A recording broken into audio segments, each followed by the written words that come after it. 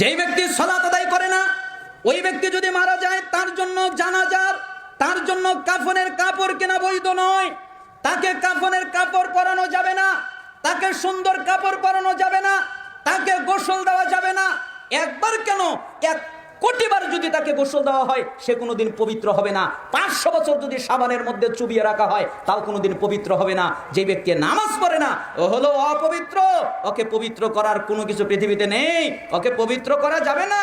ও যদি মারা যায় ওকে মুসলমানের কবরস্থানে দাফন করা যাবে না, ওকে কুত্তার মতো ফেলে দিতে হবে।